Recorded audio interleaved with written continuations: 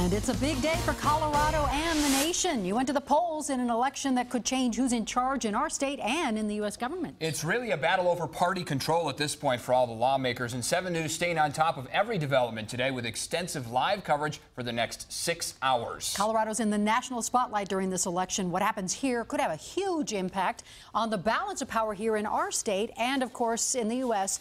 Specifically, we're talking the Senate. In our state Senate, the Republicans are poised to take control, and nationally, the GOP could gain control of the U.S. Senate by taking 6 seats. Republicans already control the U.S. House of Representatives, which means gaining control of the U.S. Senate would put them in full control of Congress for the rest of President Obama's term. Now, that clearly showing why the nation is keeping watch on Colorado this election day. 7 News bringing you live team coverage. Jacqueline Allen is at Democratic headquarters. She's in downtown Denver tonight. Mark Stewart on the Republican side, reporting from their headquarters at the Denver Tech Center. So we're going to start right now with Jacqueline.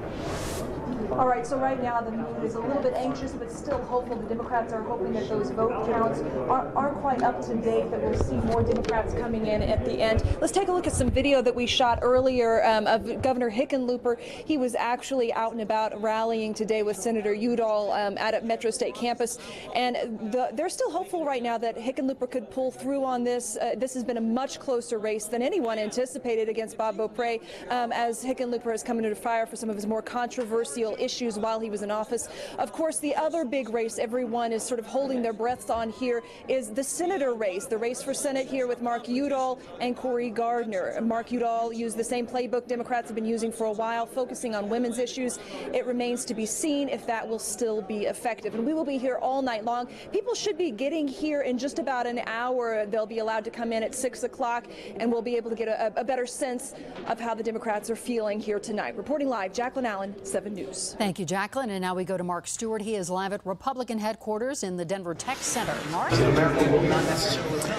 And this is going to be a big test for Republicans. This is the year that they really need to see if they were able to get their ground game right. So over the last few hours and the last few weeks, the big focus here has been on grassroots campaigning. And that's exactly what the contenders in the major races did today. We have some video we shot just a few hours ago of Cory Gardner and Mike Hoffman waving signs in both Centennial and near the Park Meadows Mall, all traditional Republican strongholds. We also saw Bob Beaupre meeting with campaign volunteers at an office earlier today in Thornton.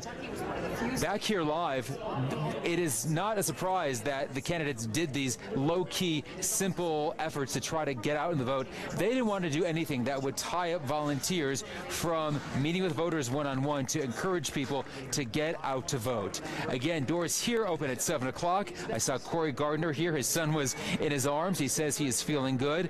Other Republican candidates, including Bob Beaupre, are wondering if the Republican momentum that we have seen from ballot returns perhaps will benefit him as well. Much more throughout the night. Reporting live from the Tech Center, Mark Stewart, 7 News.